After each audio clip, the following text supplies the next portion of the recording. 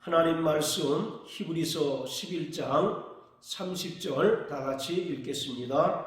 믿음으로 7일 동안 여리고를 두루 다니매 성이 무너졌으며. 아멘.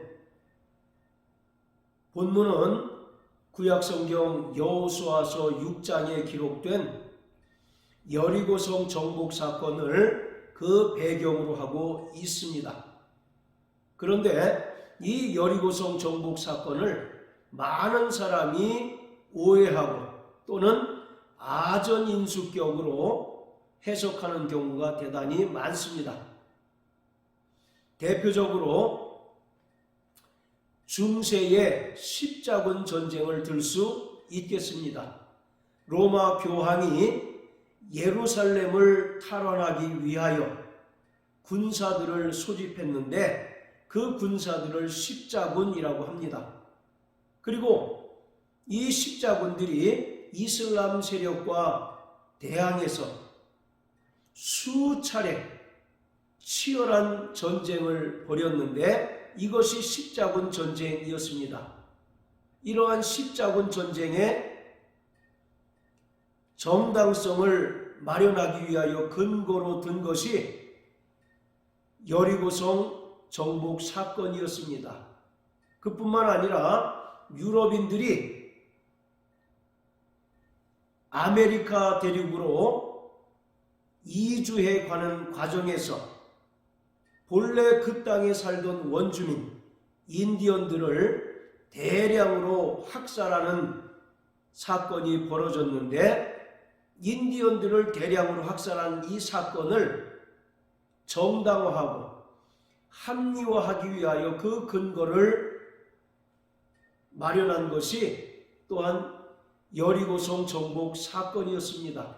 그뿐만 아니라 우리나라에서도 모 선교단체가 절에 들어가서 일명 땅밟기 운동을 전개했는데 이 땅밟기 운동이라는 것이 이스라엘 백성들이 여리고성 주위를 6일 동안 한 번씩 돌고 제7째 날은 7바퀴 돈 것에서 그 근거를 찾을 수 있습니다.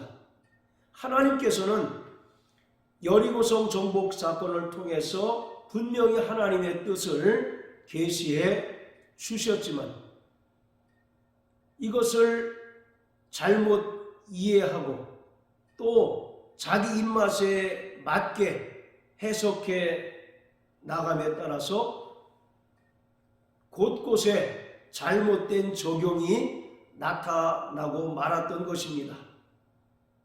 하나님께서는 애굽에서 430년 동안 노예 생활하던 이스라엘을 유월절 사건을 기점으로 해서 애굽에서 탈출하게 하셨습니다. 그리고 홍해를 건너가게 하시고 광야에서 40년 동안 살게 하신 후에 요단강을 건너고 드디어 하나님께서 약속하신 젖과 꿀이 흐르는 가나안 땅으로 들어가게 하셨습니다.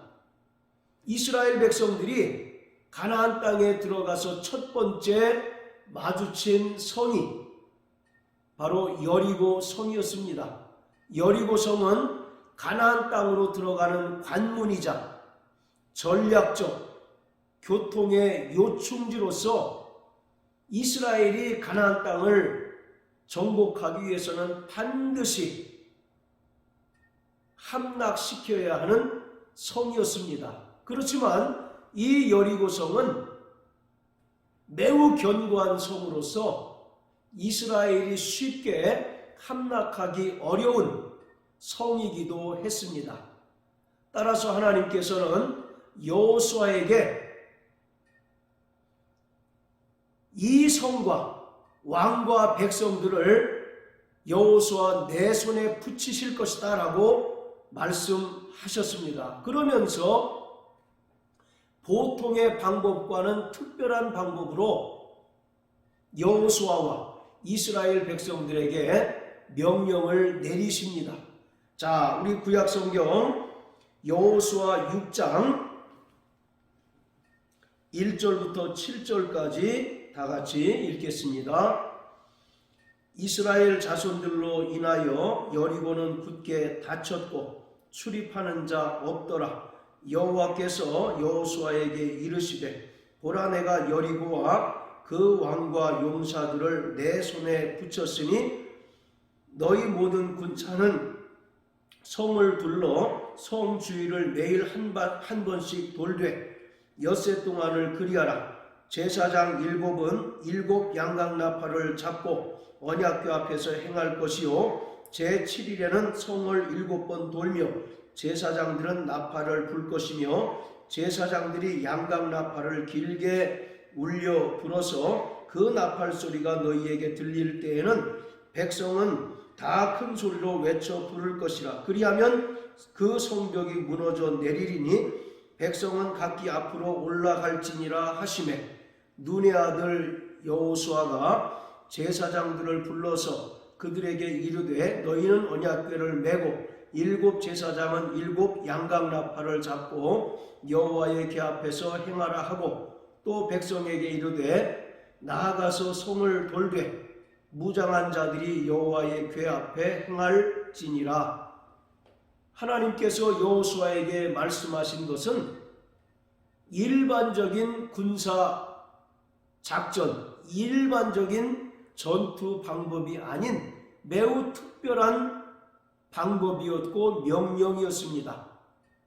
이스라엘 백성들이 진을 짜되 맨 앞에 무장한 군인들이 있고 그 뒤에 7 제사장이 있어서 그들이 양강나팔을 각각 들고, 그리고 제사장들 뒤에는 하나님의 언약궤가 있고 언약궤 뒤에 이스라엘 백성들이 진을 칩니다. 이러한 형태로 6일 동안은 여리고 성 주위를 매일 한 번씩 돌라는 것입니다. 그리고 제7째 날은 7바퀴를 돌고 제사장들이 양강나팔을 길게 울려 불 때에 백성들이 큰 소리로 외치면 그 성벽이, 그 견고하던 여리고성이 무너져 내릴 것이다 라고 말씀하셨습니다. 여기서 핵심은 하나님의 언약궤입니다. 하나님의 언약궤가 바로 중심에 있고 그 바로 앞에 양강나팔을 든 7 제사장들이 있다는 것이었습니다. 이스라엘 백성들에게 나팔은 백성들을 소집하거나 또는 전쟁을 알리는 신호이기도 했습니다. 그러나 더 중요한 것은 이스라엘의 절기를 알리고 또 때로는 하나님의 임재를 알리는 소리가 양강나팔 소리였습니다. 따라서 오늘 이스라엘 백성들이 맨 앞에 무장한 군인들이 있고 양강나팔을 든 7 제사장이 있고 그 뒤에 언약궤가 있으며 맨 뒤에 이스라엘 백성들이 뒤따른다는 것은, 이것은 하나의 제사이며 또 하나님께서 임재하시는 예배임을 우리에게 보여주고 있습니다. 자, 구약성경 출애굽기 19장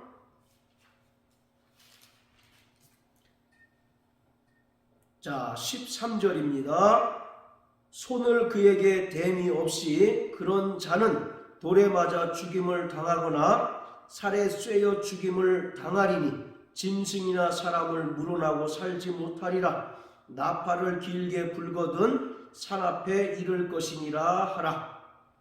제사장들이 양강나팔을 길게 불 때 이스라엘 백성들이 산 앞에 모이라는 것입니다. 이처럼 양강나팔의 가장 중요한 용도는 하나님의 임재를 알리는 것이었습니다. 그리고 이스라엘 백성들이 여리고성 주위를 돌 때 그 중심에 언약궤가 있다는 것은, 이것은 단순한 전투 방법이 아니라 하나님의 임재가 있는 제사 그리고 예배를 상징하고 있는 것입니다.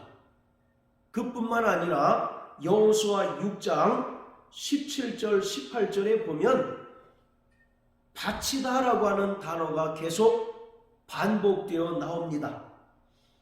이 성과 그 가운데 모든 물건은 여호와께 바치되 기생 라합과 그 앞에 동거하는 자는 살리라. 이는 그가 우리의 보낸 사자를 숨겼음이니라. 너희는 바칠 물건을 스스로 삼가라. 너희가 그것을 바친 후에 그 바친 어떤 것이든지 취하면 이스라엘 진으로 바침이 되어 화를 당케 할까 두려워하노라. 여기서 바치다라고 하는 말이 히브리어로 헤렘입니다. 이 말은 두 가지 상반된 의미를 가지고 있는데, 첫 번째는 하나님께 봉헌하다라고 하는 뜻입니다. 그리고 또 한 의미는 진멸하다라고 하는 의미입니다. 즉 하나님께서 명령하신 여리고성 정복 사건은 단순한 전투를 의미하는 것이 아니라 나팔을 불 때 그 여리고성이 힘없이 무너져 내린 것처럼 하나님께서 영광 중에 임재하실 때 하나님을 대적하고 또 하나님을 영화롭게도 하지 아니하고 불의한 자들은 하나님에 의하여 진멸을 당하게 될 것을 보여줍니다. 반면에 구원받은 하나님의 백성들은 하나님께 봉헌된 거룩한 열매가 되어서 하나님의 나라, 하나님의 곳간 창고에 들어가게 될 것을 말씀하고 있는 것입니다. 계시록 8장 6절에 보면 나팔 재앙이 시작되는 것을 볼 수 있는데, 천사가 나팔을 불 때 하나님의 심판의 재앙이 이 땅에 이루어지는 것을 볼 수 있습니다. 반면에 데살로니가전서 4장에 보면 예수님께서 천사장의 호령과 나팔 소리와 더불어 영광 중에 강림하시는 것을 볼 수가 있습니다. 따라서 7 제사장들이 양각나팔을 들고 있다가 제7째 날 7바퀴를 다 돈 후에 나팔 소리를 크게 울려 분 것은 하나님의 임재를 나타냅니다. 그리고 그 뒤에 이어서 백성들이 큰 소리로 외친 것은 하나님의 임재를 환영하고 또 하나님의 임재를 찬송하는 찬송 소리와 같은 것입니다. 따라서 이스라엘 백성들이 무장한 군인과 7 양각나팔을 든 제사장들, 그리고 언약궤를 중심으로 이스라엘 백성들이 뒤이어서 여리고성 주위를 행진한 것은 하나님의 임재를 축하하는 바로 축하 행진이었던 것입니다. 이것은 장차 예수님께서 천사장의 호령 소리와 나팔 소리와 더불어 영광 중에 이 땅에 강림하시면 모든 불의한 자들을 심판하시고 또 진멸하실 것을 말씀하고 있습니다. 반면에 구원받은 하나님의 백성들, 하나님의 임재를 사모하고 예수님의 다시 오심을 사모하고 끝까지 믿음의 정절을 지키고 또 믿음을 따라서 순종한 하나님의 백성들은 하나님께서 기뻐하시는 열매가 되어서 하나님의 나라, 하나님의 국간 창고에 들어간다는 사실을 오늘 하나님께서는 여리고성 정복 사건을 통해서 우리에게 보여주고 있는 것입니다. 오늘 이처럼 구원받은 성도들은 끝까지 믿음으로 살아야 하고 또 믿음으로 순종하는 삶을 살아야 합니다. 왜냐하면 장차 예수님께서 언제 오실지 알지 못하지만 예수님께서 영광 중에 오실 때에는 심판과 구원이 동시에 이루어지는 때이기 때문입니다. 구원받은 하나님의 백성들과 이 땅에서 수많은 박해와 핍박에도 불구하고 끝까지 믿음의 정절을 지키며 하나님의 뜻을 따라 순종하며 살았던 자들에게는 영원한 구원이 이루어지는 큰 기쁨의 날이지만 그러나 하나님을 영화롭게도 하지 아니하고 또 하나님의 뜻대로 살지 않고 하나님을 대적한 불의한 자들에게는 예수님의 다시 오심이 영원한 심판의 날이요 또는 영원한 멸망의 날이라는 것을 우리는 분명히 알아야 합니다. 그래서 마태복음 25장에 보면 양과 염소의 비유를 통해서 예수님께서 장차 이 땅의 심판주로 오신다는 것입니다. 그래서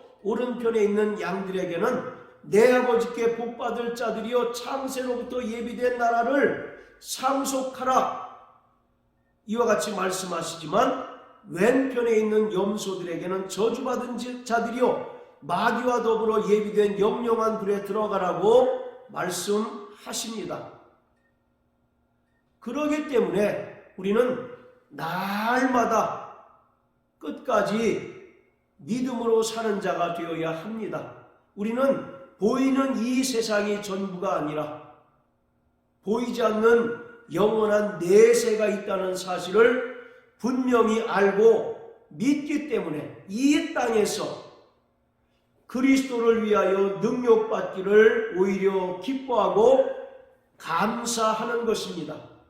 모세가 바로의 공주의 아들이라 칭함을 거절하고 하나님의 백성으로서 고난받는 것을 즐겨한 것은 하나님께서 상 주시는 이심을 믿었기 때문이다라고 말씀한 것처럼 오늘 구원받은 모든 성도들도 이 땅을 살아갈 때 철저히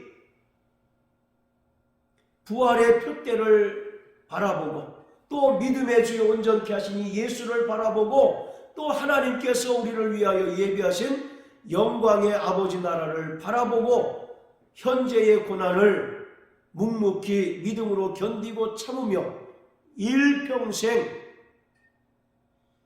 믿음으로 순종하는 삶을 살아야 합니다. 이스라엘 백성들이 드디어 가나안 땅에 들어와서 여리고성을 정복하고 또 가나안 땅에 있는 이방 민족들을 다 정복한 연후에 하나님께서 약속하신 그 가나안 땅을 분배받아서 그 땅을 기업으로 받아서 그 땅에서 사는 것처럼 구원받은 성도들도 이 땅에서 끝까지 믿음으로 살고 승리한 자들은 영원한 하나님 나라에서 왕과 같은 자로 하나님과 더불어 영원히 살게 될 것입니다. 그러므로 사랑하는 성도 여러분, 일평생 믿음으로 말미암아 순종을 지속하시고